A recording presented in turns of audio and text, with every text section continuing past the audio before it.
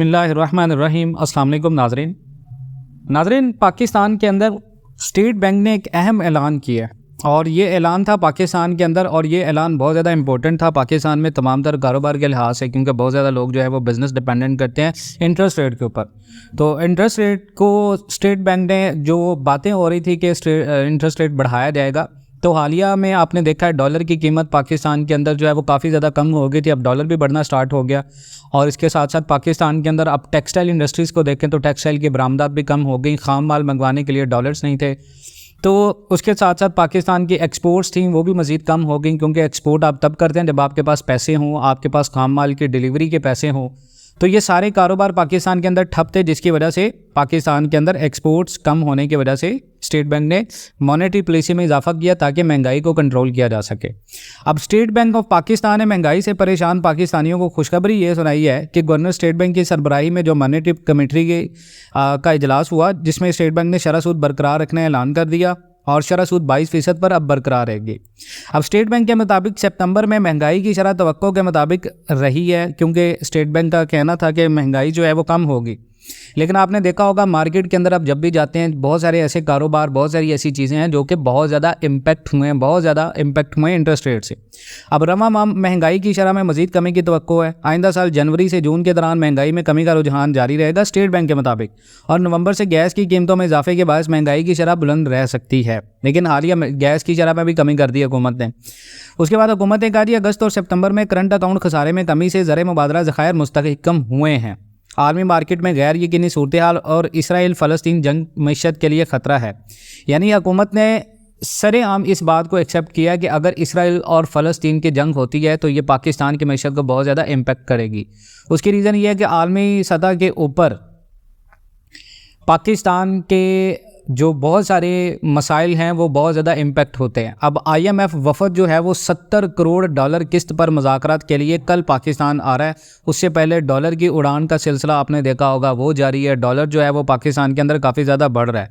Currency market में dollar की कदर में इजाफे का रुझान मसलसल जारी है। कारोबारी हफ्ते के आज तीसरे रोज़ भी डॉलर की कदर में इजाफे और रुपये की उड़ान को लगाम लगी हुई है। कारोबार के आगाज़ पर इंटरबैंक में डॉलर जो है वो मज़ीद महंगा हो गया है। करेंसी मार्केट में डॉलर की कदर में इजाफे का सिलसिला जो रुझान है वो जारी है, और तीसरे रोज़ भी डॉलर की कदर में इजाफा जो है वो 52 पैसे का हो गया, जिसके बाद डॉलर महंगा हो गया। डॉलर की कीमत 282 रुपये हो गई है, जबकि ओपन मार्केट में डॉलर 50 पैसे महंगा होकर 283 रुपये का हो गया।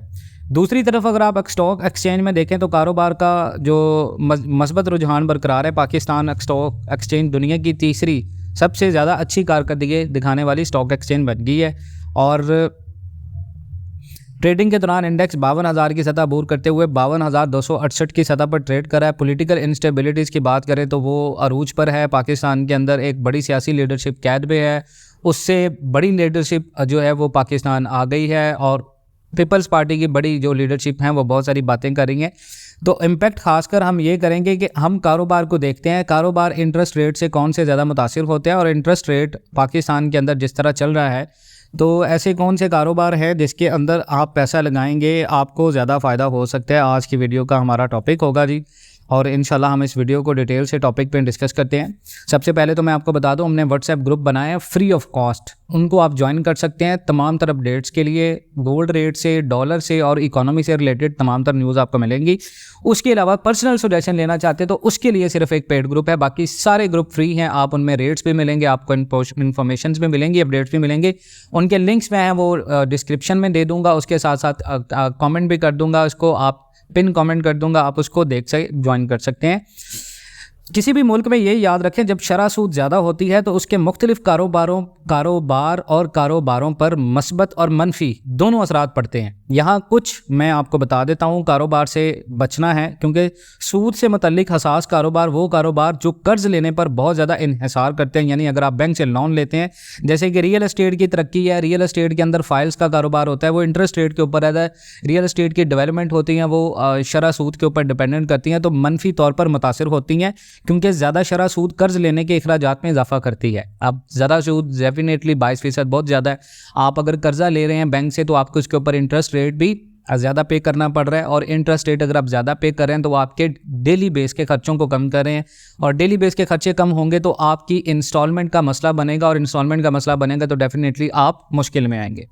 उसके बाद है जी, आला सूद की शरह सार्फिन के अखराजात में कमी का बायस बनती है, लिहाजा गैर ज़रूरी सामान या खिदमत फ़रोख्त करने वाले कारोबार मुतासिर होते हैं जो सर्विसेज देते हैं लोग लोन लेकर। उसके बाद जी है फिक्स्ड इनकम इन्वेस्टमेंट, वो कारोबार जो फ़ायदा देते हैं। फिक्स्ड इनकम इन्वेस्टमेंट पर आपको ज़्यादा सूद की शरह बॉन्ड जैसे फिक्स्ड इनकम सिक्योरिटीज़ में सरमायाकारों को फ़ायदा पहुंचाता है, क्योंकि वो ज़्यादा पैदावार पेश करते हैं, ज़्यादा प्रोडक्शन होती है। आप जितना ज़्यादा बॉन्ड्स में इन्वेस्टमेंट करते हैं, हुकूमत बॉन्ड्स इजरा करती है, कर्ज लेती है, इकट्ठा करती है, मार्केट कैपिटलाइजेशन बढ़ाती है, तो अगर आप उस तरह की कोई इन्वेस्टमेंट करते हैं वो आपको फ़ायदा होता है।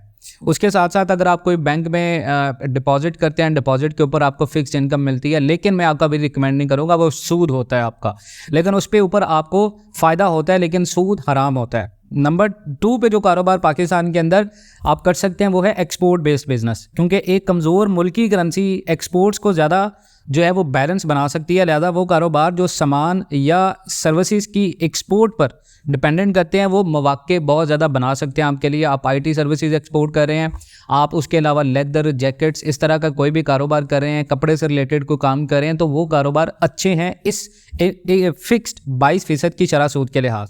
उसके साथ डिफेंस में अगर आप देखें, बाज़ औक़ात बहुत सारी ऐसी इंडस्ट्रीज़ जैसे यूटिलिटीज़ या मेडिकेशंस की जो जितनी भी एक्सपोर्ट्स है, या मेडिकेशंस की जितनी भी ज़्यादा इंडस्ट्रीज़ हैं, मेडिकेशंस की फार्मेसी हैं, फार्मेसी का काम सूद की शरह में तब्दीली के लिए कम इंटरेस्ट रेट से ज़्यादा इंटरेस्ट रेट से थोड़ी कम मुतासिर होता है। लिहाजा ये ज़्यादा मेंटेन मुनाफा बख्श कारोबार हो सकता है आपके लिए, लेकिन ये नोट करना ज़रूरी है कि शरह सूद का असर मुआशी हालात और इंडिविजुअली जो कारोबारी हालात की बुनियाद पर मुख्तलिफ होता है। कोई भी फ़ैसला करने से पहले किसी भी एडवाइस या एडवाइज़र से मशवरा करने पर आप गौर कर सकते हैं, और अपने मखसूस जितने भी बिज़नेस और माली सूरत हाल हैं उनका मुकम्मल जायज़ा ले सकते हैं और इसके अकॉर्डिंग इन्वेस्टमेंट कर सकते हैं। ये वीडियो सिर्फ आपको इन्फॉर्मेशंस देने के लिए। मज़ीद इस तरह की अपडेट्स के लिए जुड़े रहें पाकिस्तान एंड वर्ल्ड TV के साथ। इंशाल्लाह मिलते हैं नेक्स्ट वीडियोज़ में, तब तक के लिए अल्लाह हाफ़िज़।